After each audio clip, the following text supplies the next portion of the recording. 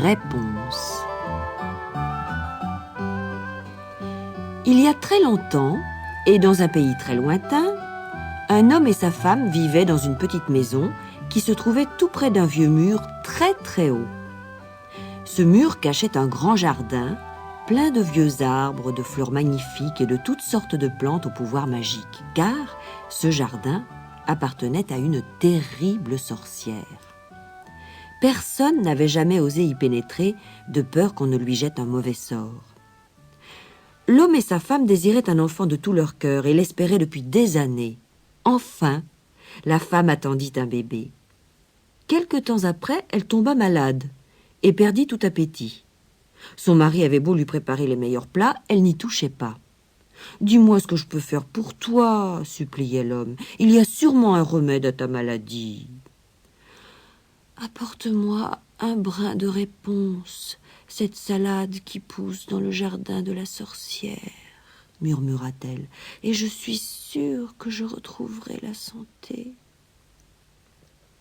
Le mari avait grand-peur de la sorcière, mais il était prêt à tout pour sauver sa femme. « La vieille sorcière ne me fera pas de mal, » se dit-il pour se rassurer. Il attendit la nuit pour escalader le mur. Le cœur battant, il s'assura que personne ne le voyait, s'approcha d'un plan de réponse, en arracha une touffe et rentra chez lui en courant. Dès que sa femme en eut mangé, elle se sentit beaucoup mieux. Mais le lendemain, elle retomba malade. « Je t'en prie, » pleura-t-elle, « va me chercher encore un peu de réponse, sinon je vais mourir. » À la nuit noire, son mari escalada de nouveau le mur. Mais, juste au moment où il cueillait quelques feuilles de réponse, la sorcière apparut. « Voleur !» hurla-t-elle. « Malheur à toi qui oses entrer dans mon jardin pour voler mes plantes !»« Oh, je vous en prie, » supplia l'homme. « Ma femme est très malade, elle va mourir si je ne lui rapporte pas un peu de réponse. »« Très bien, garde cette salade !» grinça la sorcière, « mais à une condition. En échange de la réponse, tu devras me donner ton enfant dès qu'il sera né. » Terrorisé, l'homme accepta le marché et s'empressa de retourner auprès de sa femme. Quelques mois plus tard, celle-ci mit au monde une petite fille. Le jour même de sa naissance, la sorcière leur apparut et réclama l'enfant. Les parents la supplièrent, pleurèrent, mais la sorcière ne les écouta pas et elle s'empara de la petite fille. « Je l'appellerai Réponse !» ricana-t-elle cruellement. Réponse grandit et devint une très belle jeune fille. Elle avait des yeux violets et de longs, très longs cheveux d'or qu'elle tressait en une natte magnifique. Lorsque Réponse eut 16 ans, la sorcière l'enferma dans une haute tour au cœur d'une sombre et sinistre forêt. La tour n'avait ni escalier ni porte. La seule ouverture était la fenêtre de la chambre où était enfermée Réponse. La jeune fille était isolée du reste du monde. La seule personne qu'elle voyait chaque jour était la vieille sorcière qui lui apportait à manger. Elle venait au pied de la tour et criait « Réponse ! Réponse ! Fais descendre tes cheveux !» Alors, Réponse déroulait sa longue natte et la lançait à la sorcière qui y grimpait comme si c'était une corde.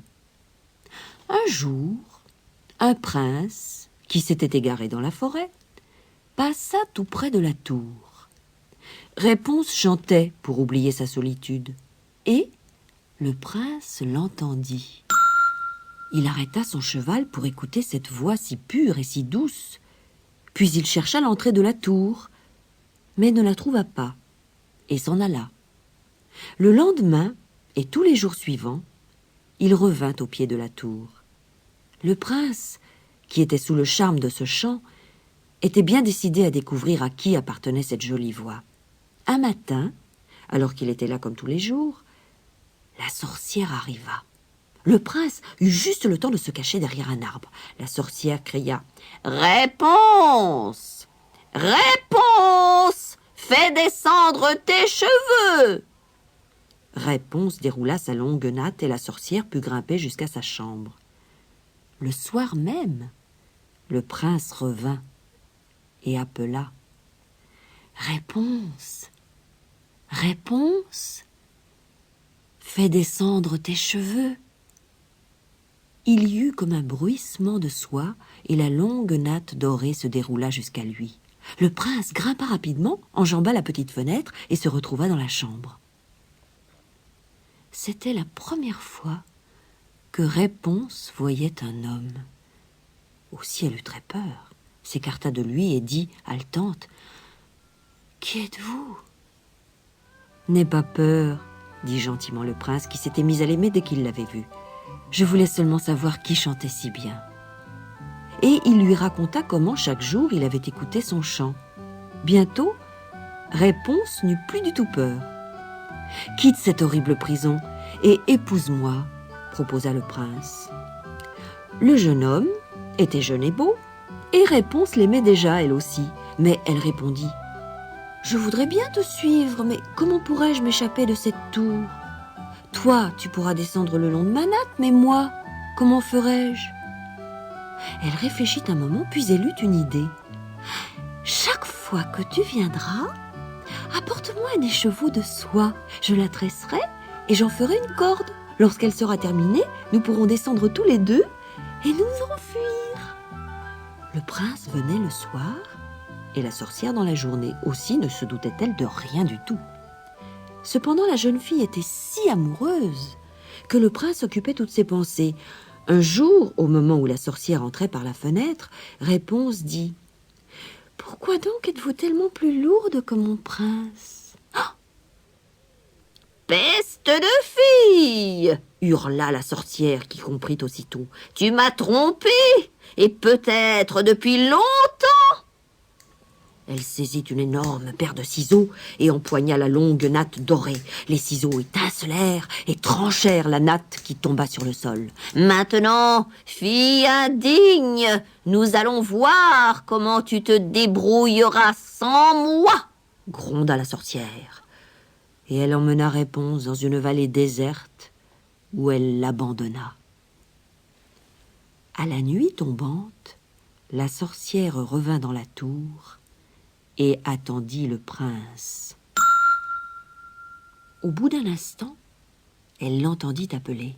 « Réponse, Réponse, fais descendre tes cheveux. » Aussitôt, elle attacha la longue natte de Réponse à une lourde chaise près de la fenêtre et jeta la tresse dorée au prince. Il grimpa rapidement, mais quand il arriva en haut, c'est la sorcière qui l'accueillit en ricanant méchamment. « Elle est partie! Il n'y a plus de jeune fille ici !» lui dit-elle. « Ton petit oiseau chanteur s'est envolé et tu ne le reverras jamais !» Et elle fit basculer le prince du haut de la tour. Il tomba dans les ronces dont les épines lui piquèrent les yeux et le rendirent aveugle. S'appuyant sur un bâton, il s'éloigna péniblement de la forêt.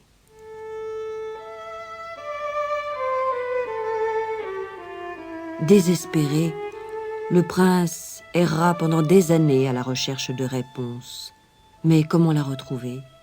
Il interrogeait les gens qu'il rencontrait. Hélas, personne n'avait vu de ravissante jeune fille aux yeux violets et aux cheveux blonds et courts.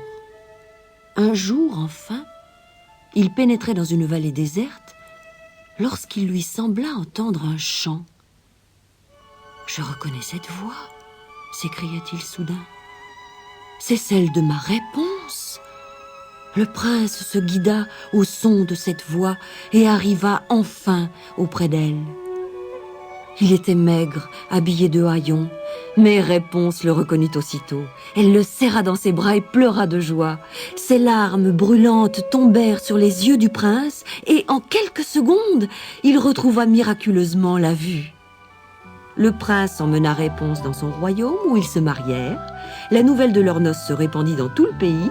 Lorsque le père et la mère de Réponse entendirent parler de la ravissante princesse, ils surent que leur fille avait trouvé le bonheur et coururent la rejoindre. Ainsi, tous vécurent enfin très heureux.